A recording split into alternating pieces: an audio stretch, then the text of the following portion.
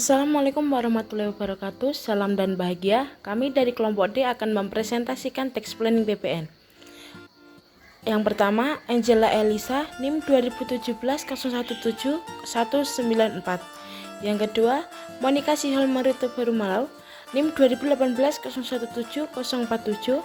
Yang ketiga, Isnaini Nur Hanifah, NIM 2018-017-077. Dan yang terakhir, Putri Dia Pawestri, NIM 2018-017-062. Mekanisme pengkreditan PPN. Pada dasarnya, mekanisme pengkreditan PPN memiliki konsep yang sederhana. Jika pajak keluaran lebih besar dari pajak masukan, maka selisihnya merupakan PPN yang harus dibayar. Jika pajak keluaran lebih kecil dari pajak masukan, maka selisihnya merupakan kelebihan bayar PPN yang bisa dikompensasi dengan masa pajak berikutnya. Selain menerapkan mekanisme pengkreditan pajak yang tepat, penting untuk menyetorkan SPT masa PPN dalam jangka waktu yang ditetapkan, paling lama akhir bulan berikutnya setelah berakhirnya masa pajak. Selanjutnya, pengkreditan faktur pajak masukan. Pengkreditan faktur pajak masukan tidak bisa dilepaskan dari definisi faktur pajak masukan. Secara sederhana, faktur pajak masukan adalah faktur pajak yang dibuat PKP yang telah membayar pajak pertambahan nilai atau PPN atas barang atau jasa kena pajak. Sedangkan pengkreditan faktur pajak masukan adalah suatu upaya dari PKP untuk memasukkan kembali PPN yang telah dibayar melalui pajak keluaran yang telah dipungut. Selanjutnya, prinsip-prinsip dasar pengkreditan faktur pajak masukan. Yang pertama, pajak masukan dalam suatu masa pajak dikreditkan dengan pajak keluaran untuk masa pajak yang sama. Yang kedua, pajak masukan atas perolehan barang modal sebelum berproduksi atau sehingga belum melakukan penyerahan kena pajak dapat dikreditkan. Yang ketiga, pajak masukan dapat dikreditkan sepanjang BKP atau JKP terkait berhubungan langsung kegiatan usaha melakukan penyerahan kena pajak. Kemudian, syarat pengkreditan faktur pajak masukan. Yang pertama, tercantum dalam faktur pajak lengkap atau dokumen tertentu yang diperlukan sama dengan faktur pajak. Yang kedua, berhubungan langsung dengan kegiatan usaha. Selanjutnya, kelola faktur pajak di online pajak. Di online pajak kita dapat mengelola faktur pajak masukan dan nota retur pajak masukan serta faktur pajak keluaran dengan nota retur pajak keluarannya secara cepat dan mudah. Manfaat faktur online pajak. Yang pertama, mengelola faktur pajak masukan dan manajemen nota retur faktur pajak masukan. Yang kedua, mengelola faktur pajak keluaran beserta nota retur faktur pajak keluaran. Selanjutnya, pengertian faktur pajak. Faktur pajak adalah bukti pungutan pajak pengusaha kena pajak yang melakukan penyerahan barang kena pajak atau penyerahan jasa kena pajak. Artinya, ketika PKP menjadi barang kena pajak, ia harus menerbitkan faktur pajak sebagai tanda bukti dirinya telah memungut pajak dari orang yang telah membeli barang atau jasa kena pajak tersebut. Jenis-jenis faktur pajak. Yang pertama, faktur pajak keluaran adalah faktur pajak yang dibuat oleh pengusaha kena pajak saat melakukan penjualan terhadap barang kena pajak. Yang kedua, faktur pajak masukan adalah faktur pajak yang didapatkan oleh PKP ketika melakukan pembelian terhadap barang kena pajak. Yang ketiga, faktur pajak pengganti adalah penggantian atas faktur pajak yang telah terbit sebelumnya dikarenakan ada kesalahan pengisian kecuali kesalahan pengisian NPWP sehingga harus dilakukan pembelian agar sesuai dengan keadaan yang sebenarnya. Yang keempat, faktur pajak gabungan adalah faktur pajak yang dibuat oleh PKP yang meliputi seluruh penyerahan yang dilakukan kepada pembelian barang kena pajak. Yang kelima, faktur pajak digunggung adalah faktur pajak yang tidak diisi dengan identitas pembeli, nama dan tanda tangan penjual yang hanya boleh dibuat oleh PKP pedagang eceran. Yang keenam, faktur pajak cacat adalah faktur pajak yang tidak diisi secara lengkap, jelas, benar dan atau tidak ditandatangani, termasuk juga kesalahan dalam pengisian kode dan nomor seri. Yang ketujuh, faktur pajak batal adalah faktur pajak yang dibatalkan dikarenakan adanya pembatalan transaksi. Pembatalan juga harus dilakukan ketika ada kesalahan pengisian dalam NPWP faktur pajak. Kemudian, fungsi faktur pajak. Faktur pajak sangat berguna bagi PKP. Dengan adanya faktur pajak, maka PKP memiliki bukti bahwa PKP telah melakukan penyetoran, pemungutan, hingga penyetoran SPT masa PPN sesuai dengan peraturan yang berlaku. Kemudian, faktur pajak elektronik. Kementerian Keuangan telah menerbitkan peraturan yang menetapkan pengertian faktur pajak terbaru yang terdiri dari bentuk elektronik atau e-faktur. Saya Monika Sihol Marito Burmalau, NIM 2018-017-047. Baik, selanjutnya yaitu terutangnya PPN. Sesuai dengan peraturan Menko, saat terutangnya PPN ditetapkan sebagai berikut. Yang pertama yaitu pemungutan pajak pertambahan nilai dan pajak penjualan atas barang mewah menganut prinsip akrual. Artinya, terutangnya pajak terjadi pada saat penyerahan barang kena pajak atau jasa kena pajak meskipun pembayaran atas penyerahan tersebut belum diterima. Contohnya yaitu PT ABX mengikat kontrak penjualan BKB dengan customer PT DEX pada tanggal 20 Maret 2012 dengan nilai kontrak 500 juta. Penyerahan barang dilakukan 5 hari setelah kontrak ditandatangani dengan pembayaran tunai. Tingkat bunga umum uang di pasar uang atau bank komersial adalah 12% per tahun atau 1% setiap bulannya. Pertanyaannya, keputusan apa yang harus dilakukan oleh PT ABX untuk menegosiasikan penyerahan barangnya kepada PT DEX? Yang pertama, apakah penyerahan dilakukan pada tanggal 25 Maret 2012 dengan konsekuensi faktur pajak harus diterbitkan pada tanggal 25 Maret 2012 dan harus menyetorkan ke kas negara pada tanggal 30 Maret 2012. Yang kedua, mengasosiasikan dengan pihak PT DEX agar penyerahan barangnya dilakukan pada awal bulan berikutnya pada tanggal 1 April 2012 dengan keuntungan pembayaran faktur pajak dapat ditunda hampir sebulan lamanya. Jadi perhitungannya yaitu PPN terutang sama dengan 10%. 10% itu adalah tarif PPN dikali 500 juta sama dengan 50 juta. Nilai sekarang atau present value dari uang sebesar 50 juta yang harus disetor ke negara atas PPN yang terutang yaitu 50 juta yang harus disetor ke negara atas PPN yang terutang yaitu 50 juta dibagi 1 plus 0,01 sama dengan 49,5 juta. Jadi penghematan pajaknya yaitu 0,5 juta. Jadi dengan menunda penyerahan barang selama beberapa hari saja dapat menghemat pajak sebesar 500.000. Selanjutnya yaitu batas waktu penyetoran PPN dan pelaporan SPT masa pajak. Sesuai dengan peraturan Dirjen Pajak, batas waktu penyetoran PPN ditetapkan sebagai berikut.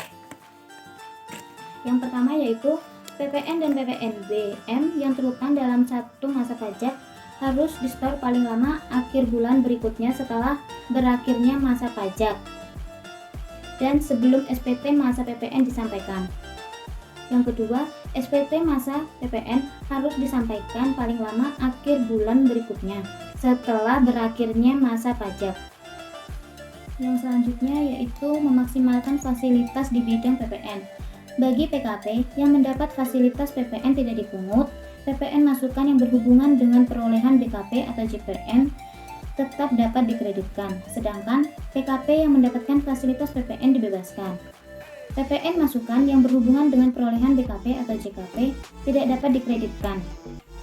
Fasilitas yang berkaitan dengan PPN adalah yang pertama, fasilitas PPN tidak dipungut. Fasilitas PPN tidak dipungut berlaku untuk A. Atas impor barang, pemasukan BKP, pengiriman hasil produksi, pengeluaran barang, penyerahan kembali BKP, peminjaman mesin, pemasukan barang kena cukai atau BKC dari kawasan berikat.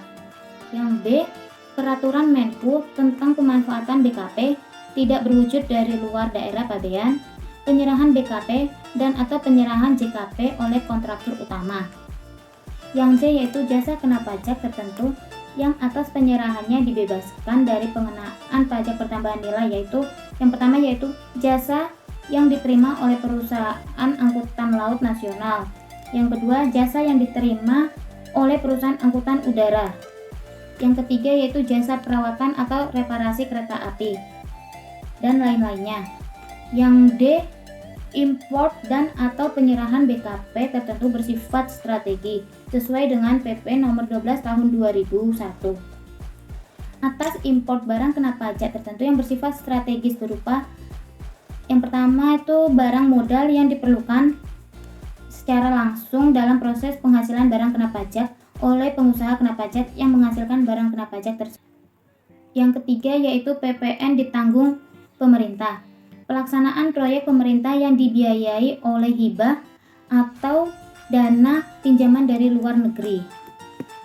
Yang B, barang kena pajak tertentu yang atas penyerahannya dibebaskan dari pengenaan pajak pertambahan nilai adalah rumah sederhana, rumah sangat sederhana, rumah susun sederhana, pondok boro, asrama mahasiswa dan lain-lain.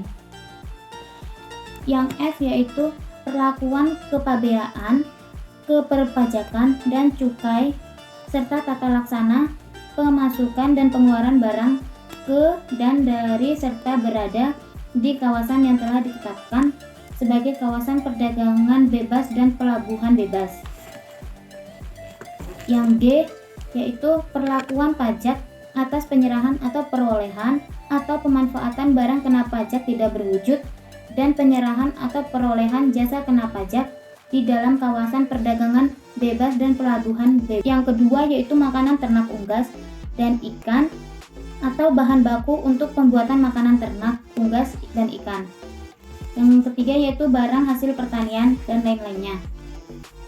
Yang E yaitu fasilitas pemberian restitusi atau pembebasan PPN dan PPNBM bagi perwakilan diploma negara asing atau badan internasional serta pejabat atau tenaga ahli. Yang kedua yaitu fasilitas PPN dibebaskan. Fasilitas PPN dibebaskan sesuai dengan PP nomor 146 tahun 2000. A. Barang yang kena pajak tertentu yang atas penyerahannya dibebaskan dari pengenaan pajak pertambahan nilai. Yang pertama yaitu import dan atau penyerahan BKP tertentu, yang termasuk di dalamnya yaitu senjata, amunisi, alat angkut air, alat angkut di bawah air, alat angkut di udara, alat angkut di darat, dan lain-lain. Yang B, vaksin polio dalam rangka pelaksanaan program pekan imunisasi. Sentralisasi tempat PPN terutang. Dalam pasal 1A ayat F Undang-Undang PPN disebutkan bahwa penyerahan barang kena pajak dari pusat ke cabang atau sebaliknya dan penyerahan barang kena pajak antar cabang termaksud dalam pengertian penyerahan barang kena pajak. Pengecualian dari ketentuan tersebut dengan tujuan untuk mempermudah administrasi perpajakan, wajib pajak dengan kriteria tertentu yang memiliki lebih dari satu tempat untuk melakukan penyerahan barang kena pajak atau jasa kena pajak dapat mengajukan permohonan pemusatan atau sentralisasi tempat PPN terutang kepada Kanwil DJP setempat dengan ketentuan sebagai berikut. Yang pertama, pengusaha kena pajak atau PKP yang terdaftar di KPP wajib pajak besar dapat melakukan sentralisasi otomatis sesuai dengan KEP 335/JP/2002. Dalam hal PKP tersebut mempunyai satu atau lebih tempat kegiatan usaha, tempat terutang pajak untuk seluruh tempat kegiatan usaha tersebut ditetapkan hanya di tempat PKP dikukuhkan oleh KPP wajib pajak besar. Yang kedua, PKP yang memiliki lebih dari satu tempat PPN terutang dapat memilih satu tempat atau lebih sebagai tempat pemusatan PPN terutang. Dalam hal PKP memilih satu tempat atau lebih sebagai tempat pemusatan PPN terutang, PKP dimaksud harus menyampaikan pemberitahuan secara tertulis kepada Kepala Kantor Wilayah dengan tembusan kepada KPP yang wilayah kerjanya meliputi tempat-tempat PPN terutang yang akan dipusatkan. Kemudian, syarat-syarat pengajuan sentralisasi bagi pengusaha kena pajak yang memiliki lebih dari satu tempat pajak pertambahan nilai. Yang pertama, pengusaha kena pajak dimaksud harus menyampaikan pemberitahuan secara tertulis kepada kepala kantor wilayah dengan tembusan kepala KPP yang wilayah kerjanya meliputi tempat-tempat PPN terutang yang akan dipusatkan. Kemudian yang kedua yaitu tempat tinggal, tempat kedudukan, atau tempat kegiatan usaha pengusaha kena pajak yang berada di kawasan berikat, berada di kawasan ekonomi khusus, mendapatkan fasilitas kemudahan impor, tujuan ekspor, tidak dapat dipilih sebagai tempat pemusatan PPN atau tempat PPN terutang yang akan dipusatkan. Kemudian syarat yang ketiga yaitu pemberitahuan secara tertulis harus memenuhi syarat. Yang pertama, memuat nama, alamat, dan NPWP tempat PPN terutang yang dipilih sebagai tempat pemusatan PPN terutang. Yang kedua, memuat nama, alamat, dan NPWP tempat PPN terutang yang akan dipusatkan. Dan yang terakhir, surat pernyataan bahwa administrasi penjualan diselenggarakan secara terpusat pada tempat PPN terutang yang dipilih sebagai tempat pemusatan PPN terutang. Sentralisasi tempat terutangnya PPN tersebut pada dasarnya merupakan fasilitas yang bisa dimanfaatkan oleh PKP. Dengan izin sentralisasi maka akan terdapat penghematan biaya administrasi dan pengaturan cash flow perusahaan yang lebih baik dalam melaksanakan hak dan kewajiban di bidang PPN. Untuk yang selanjutnya yaitu memaksimalkan restitusi PPN. Kriteria umum bagi manajemen dalam memutuskan perlu tidaknya pengajuan permohonan restitusi PPN. Yang pertama, bila besarnya PPN yang lebih bayar tersebut cukup signifikan atau material jumlahnya. Nilai sekarang dari pencairan akumulasi PPN yang lebih bayar tersebut akan lebih besar manfaatnya pada saat ini ketimbang harus ditunda pencairannya di tahun-tahun mendatang. Sehingga sebaiknya permohonan restitusi dilakukan. Makin besar jumlah lebih bayar yang ada dalam SPT masa PPN, opportunity cost yang hilang akan semakin besar jika tidak direstitusi. Yang kedua, bila kondisi keuangan perusahaan mengalami gangguan cash flow. Restitusi PPN merupakan salah satu sarana untuk mendapatkan dana segar untuk memperbaiki posisi cash flow daripada pengajuan kredit perbankan. Kondisi keuangan perusahaan ini juga ikut menentukan perlu tidaknya melakukan restitusi PPN. Jika perusahaan memiliki cukup banyak cash flow, maka perusahaan akan direstitusi juga akan menurun. Yang ketiga, bila sudah diyakini kesiapan perusahaan untuk diperiksa oleh Fiskus. Jika melihat fakta sebenarnya tidak semua perusahaan siap untuk diperiksa. Kesiapan menghadapi pemeriksaan pajak ini dapat dilihat dari yang pertama, kelengkapan dokumen yang mendukung transaksi bisnis perusahaan yang akan diperiksa oleh Fiskus seperti kontrak atau perjanjian jual beli, servis, sewa, atau PO, kemudian faktur penjualan, faktur pajak, masukan dan keluaran, dokumen pendukung, dan buku-buku pencatatan, misalnya pembelian, penjualan, dan lain-lain yang mendukung transaksi penjualan sebagainya. Kemudian selanjutnya tersedianya personel atau kuasa pajak perusahaan yang akan menangani pemeriksaan pajak yang dilakukan oleh Fiskus atau KPP. Kriteria umum yang keempat bagi manajemen dalam memutuskan perlu tidaknya pengajuan permohonan restitusi PPN yaitu bila prediksi masa depan pembayaran PPN menunjukkan lebih bayar PPN.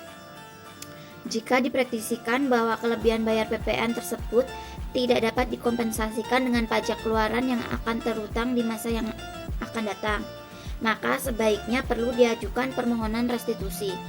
Kemudian sebagai tindakan preventif, perlu dilakukan penataan ulang kebijakan manajemen mengenai pembelian dan penjualan, dan juga pembayarannya, untuk menentukan titik keseimbangan agar tidak terjadi kelebihan atau kekurangan bayar pajak yang besar. Dalam kondisi tertentu, perusahaan mungkin memiliki pertimbangan khusus untuk meminta pengembalian kelebihan bayar PPN. Misalnya, bagi wajib pajak yang melakukan kegiatan tertentu, yaitu ekspor BKP atau yang melakukan penyerahan BKP atau JKP kepada pemungut PPN. Maka restitusi merupakan hal yang tidak terhindarkan.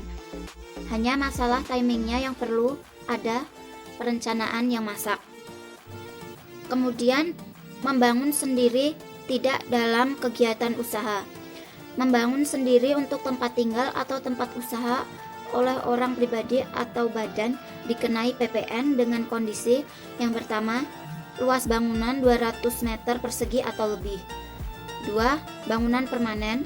Yang ketiga, tarif 10% dikali 40% dikali biaya bangunan tanpa harga tanah.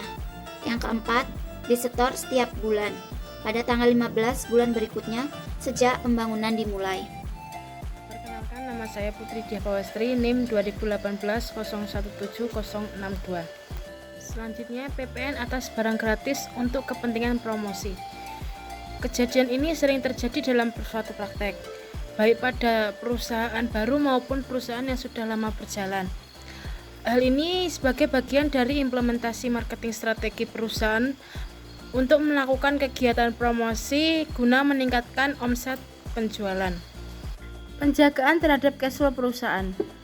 Salah satu tujuan dilakukannya perencanaan pajak oleh manajemen perusahaan adalah untuk menjaga kesehatan cash flow-nya. Ada beberapa cara yang aman dalam perencanaan pajak yang perlu diagendakan oleh manajemen perusahaan untuk diaplikasikan dalam kerangka peningkatan efisiensi pajak dan keuangan perusahaan. Antara lain, menyegerakan pengajuan nomor pokok pengusaha kena pajak atau NPPKP pada perusahaan yang baru berdiri. Untuk keuntungannya sendiri, yaitu terjadi mekanisme pengkreditan pajak masukan dengan pajak keluaran. Apabila pajak keluaran lebih kecil daripada pajak masukan, akan memperoleh restitusi. Yang selanjutnya, memilih mendirikan perusahaan di lokasi yang mendapat fasilitas perpajakan PPN.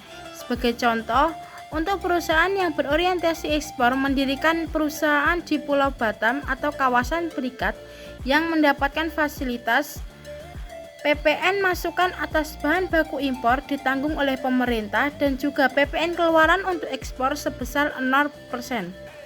Selanjutnya, mengusahakan membeli bahan baku pada saat akan menjalankan proses produksi atau just in time. Usahakan agar jarak antara pajak masukan dengan pajak keluaran dekat atau terjadi pada masa pajak yang sama. Untuk yang selanjutnya, mengajukan permohonan sentralisasi PPN bagi perusahaan yang mempunyai kantor cabang. Dan terakhir, penanganan faktur pajak dengan baik. Faktur pajak keluaran cacat, sanksinya 2% dari DPP. Dan untuk faktur pajak masukan cacat, sanksinya faktur pajak tidak dapat dikreditkan. Pengendalian melalui tax review. Pengendalian pajak perlu dilakukan untuk mengetahui apakah semua perencanaan pajak telah dilaksanakan sesuai dengan rencana. Pengendalian pajak dapat dilakukan melalui tax review atau penelaahan pajak. Tax review sendiri merupakan pelayanan yang bertujuan untuk menelaah dan meneliti tingkat kepatuhan wajib pajak secara umum dan memberikan rekomendasi untuk meminimalkan pajak yang belum diketahui perusahaan. Tax review ini meliputi seluruh kewajiban perpajakan bagi wajib pajak termasuk PPN dan PPNBM. Tax review memiliki 3 tujuan, antara lain yang pertama, untuk mengetahui apakah terdapat kesalahan implementasi kewajiban dan prosedural perpajakan dan kemudian dilakukan perbaikan dan penyesuaian dengan ketentuan peraturan perpajakan. Yang kedua, hasil tax review dapat digunakan sebagai bahan acuan dasar untuk menyusun SPT tahunan PPh Badan. Untuk yang terakhir, hasil tax review dapat dimanfaatkan sebagai upaya antisipasi apabila sewaktu-waktu dilakukan pemeriksaan pajak. Tax review untuk menangani masalah kepatuhan. Untuk menjaga agar tetap menjadi wajib pajak patuh, maka suatu perusahaan harusnya mempunyai program yang disebut tax review. Yang pertama, review waktu penerbitan faktur pajak. Yang kedua, pemeriksaan apakah PPN masukan atas pembelian berhubungan dengan kegiatan usaha atau bisnis perusahaan dan telah dikreditkan dengan PPN keluaran. Yang ketiga, review penyiapan SPT masa PPN. Yang keempat, memastikan memiliki sistem filing atau penyiapan dokumen PPN yang cukup untuk dapat menghadapi pemeriksaan untuk pajak dengan baik. Yang kelima, hasil ekualisasi harus dapat menjelaskan berkaitan dengan perbedaan antara penjualan yang dilaporkan pada SPT PPh badan dengan penjualan yang dilaporkan pada SPT masa PPN. Selanjutnya ada analisis tax review. Tax review diharapkan dapat mengendalikan beban pajak perusahaan yang diakibatkan tidak dipenuhinya kewajiban perpajakan dengan benar dan tepat. Tujuan tax review PPN sendiri yaitu untuk mengetahui sejauh mana unit bisnis melakukan pemenuhan kewajiban perpajakan PPN sesuai dengan peraturan perpajakan. Yang kedua, meminimalisasi terjadinya transaksi berkaitan dengan PPN yang dapat menimbulkan risiko permasalahan perpajakan. Yang ketiga, meminimalisasikan sanksi perpajakan PPN yang diakibatkan kesalahan pencatatan yang dilakukan oleh unit bisnis dan memperbaikinya. Yang keempat, agar unit bisnis tidak melakukan kesalahan yang sama pada waktu yang akan datang. Dan terakhir, mempersiapkan unit bisnis dalam menghadapi pemeriksaan yang dilakukan oleh pihak Fiskus. Selanjutnya, prosedur tax review. Yang pertama, melakukan kegiatan monitoring. Yang kedua, meminta bukti atau dokumen pendukung untuk cross-check terhadap objek pajak PPN. Yang ketiga, merekonsiliasikan atau mengekualisasikan data objek-objek pajak berupa pendapatan atau omset di ledger dengan SPT masa PPN. Selanjutnya, tanggung jawab renteng. Pada awalnya ketentuan tanggung jawab renteng ini diatur dalam pasal 33 UU KUP nomor 16 tahun 2000. Kemudian dihapuskan dalam UU KUP nomor 28 tahun 2007 dan dihidupkan kembali melalui penambahan pasal 16F ke dalam UU PPN nomor 42 tahun 2009 yang berbunyi, pembeli barang kena pajak atau BKP atau penerima jasa kena pajak atau JKP bertanggung jawab secara renteng atas pembayaran pajak sepanjang tidak dapat menunjukkan bukti bahwa pajak telah dibayarkan. Sekian presentasi dari kelompok kami, kurang lebihnya kami mohon maaf. Wassalamualaikum warahmatullahi wabarakatuh. Salam.